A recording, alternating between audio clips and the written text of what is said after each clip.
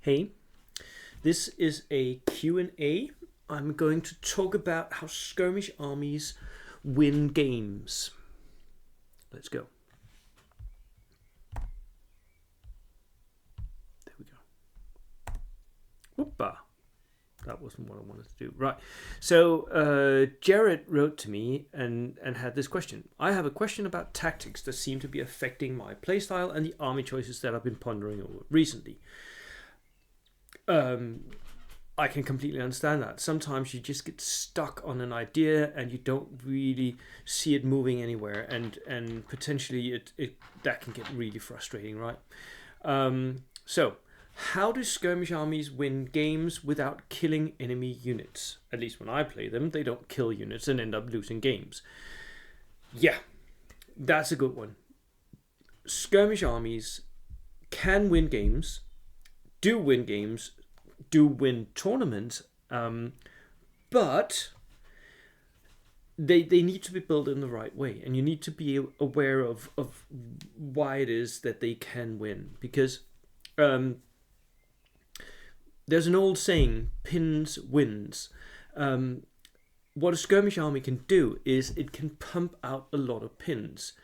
Now these pins means that your opponent's units become ineffective. They might fail their order test for a whole turn.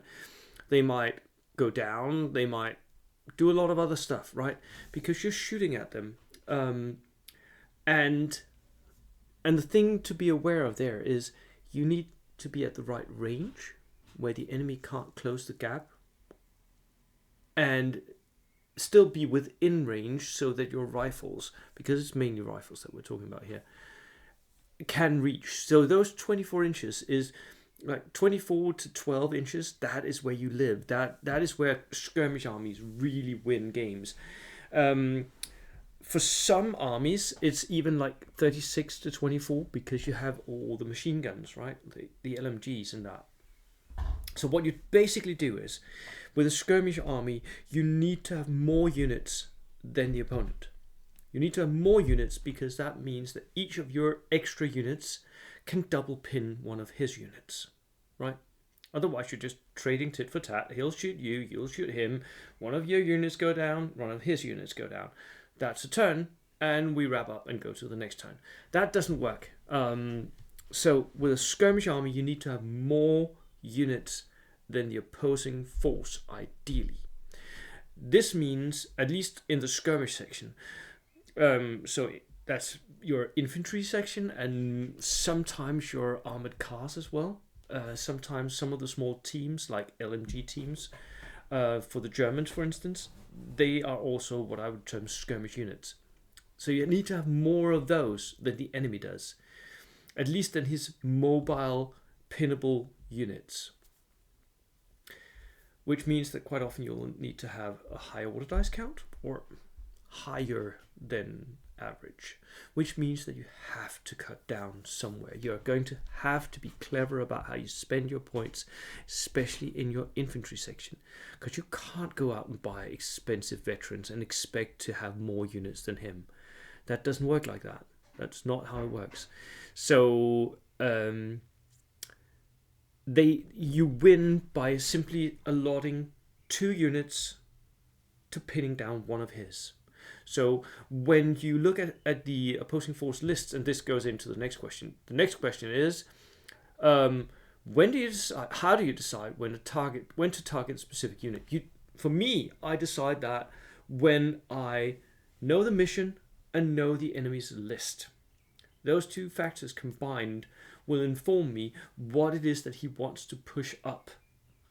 And those units that he wants to push up, that's the units that I want to shoot at. So if he's going to push a unit of veterans towards an objective, I want to be able to reach them at long range and pin them. And ideally, I want to be able to pin them down before they reach the objective, right?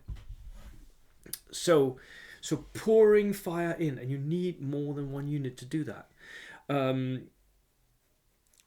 Because like one pin, well, he can have a lieutenant next by. That doesn't really mean anything. 2 pins, then it becomes really interesting. Does he take the chance or doesn't he? 3 pins, he will definitely rally then. And each turn that he rallies, he's wasting that turn, because that means that you've shot at him with 3 of your units. You may have killed some of his guys, and every turn you do that, he becomes less effective.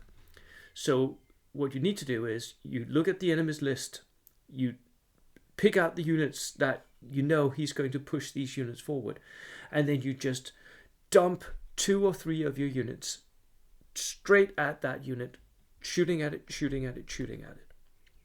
Now, at some point, you may find that some units are going to get close to you. That is when you use one of your units to go on ambush, and the other unit shoots. So if he continues to move up or charge you, you at least have one unit that's going to shoot him again, so that when he charges, he's going to suffer. And then the final thing that I want to add to this, because there's also a little bit in how you play terrain with skirmishes. Skirmishes really enjoy being behind linear obstacles. Linear obstacles is great because they don't limit your movement, because you can still move 12, except if you crawl over the obstacle, right? So being behind that linear obstacle, you're not limited in your movement. You have perfect line of vision down to whatever targets is coming at you. And if you get charged, they will most likely fight simultaneous, which is what you want.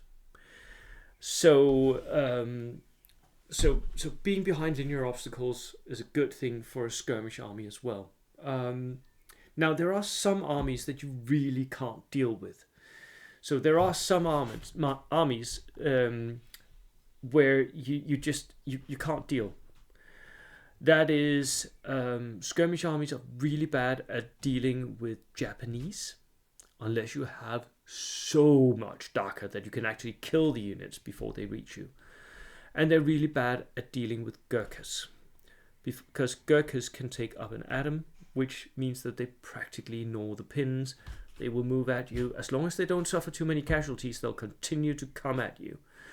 And that means that you lose. The final thing that I would say is that skirmish armies quite often lack anti-tank.